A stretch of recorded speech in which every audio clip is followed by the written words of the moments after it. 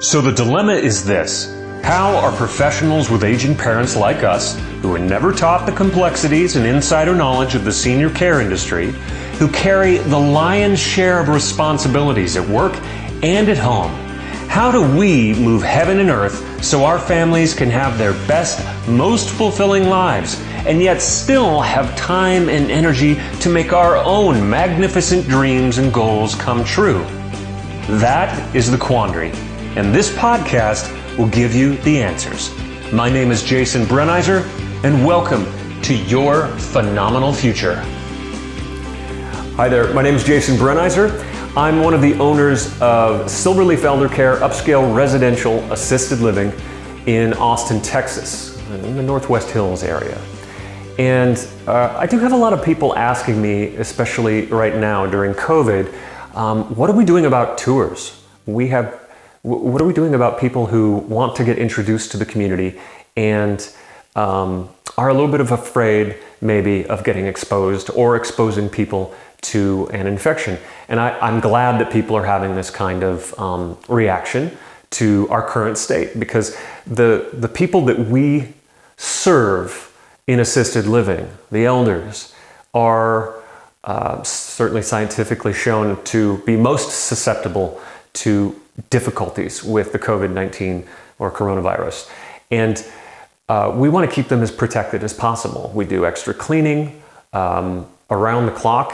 We are taking temperatures 3 times a day. We're checking O2 saturation, the amount of oxygen that our residents have in their system. We're testing our staff, and we're wearing masks, and we're making sure that anyone who comes in the building gets to go through the questionnaire and make sure that they haven't traveled abroad and the whole 9 yards. And that's all important. But it's also important for people right now who might be isolated in their own home, whether it's a married couple in their elder years, or a widow, for instance, or someone who never married and is living alone and isolated. That right now, COVID-19 is isolating the world like never before. So we're having a hard time, missing out on those interactions. And we will see that continue through this winter, unfortunately, of 2020. And so for me, I feel obligated to get this information out to people maybe that is not the best setting. It may be safer from from a perspective that is all about epidemiology. Yes, true, they will have less exposure. That is absolutely true. Compare that to a hospital, or compare that to a nursing home where there are hundreds and hundreds of people that are being cared for that are all sick. That's a difficult setting to go into. I agree with that too. Some of the larger assisted livings are having some difficulty with that. A lot of breakouts of COVID. And also isolation. That's another problem, because one of the ways that we can protect ourselves is to say, I'm going to go lock myself up in my apartment and I'm not going to go eat in a communal area, or I'm not going to go to activities where other people are around chomping on popcorn and watching a movie and maybe someone sneezes next to me. Those are all big worries and real concerns, absolutely. So one of the things about residential assisted living is that we have this opportunity to kind of balance against both those worlds. For instance, our first place has a maximum of 12 residents. We have 10 total rooms. 2 of those rooms are larger and for married couples. And so even if we don't have a married couple, then we have a single person in one of those larger rooms. That means 10 rooms, 10 people.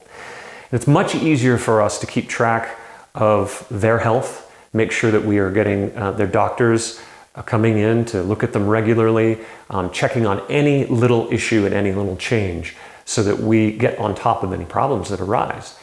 And then beyond that, our staff, we're taking measures, wearing all kinds of gloves, PPE, I'm sure you've heard this term about personal protective equipment, masks, and the like.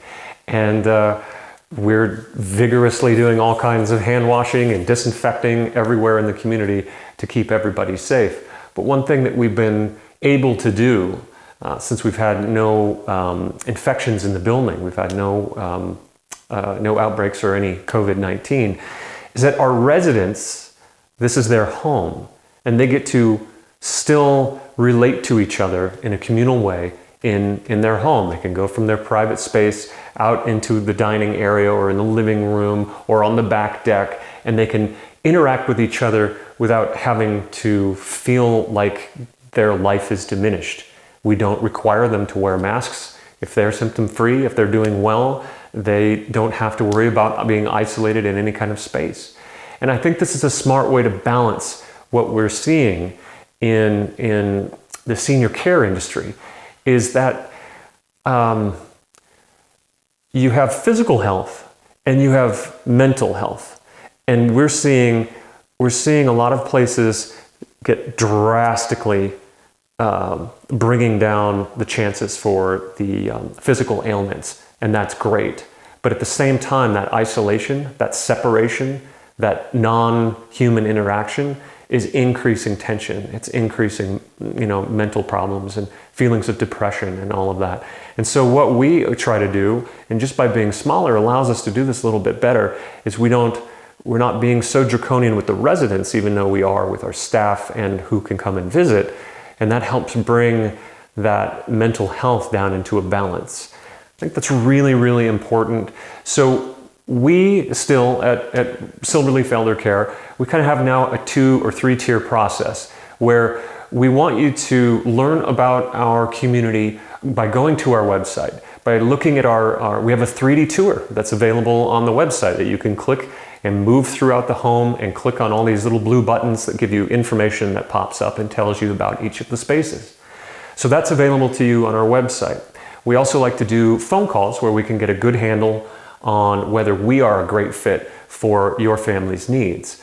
Are we able to give the kind of care, the level of care that you need, or would that be better served by a nursing home or in-home care?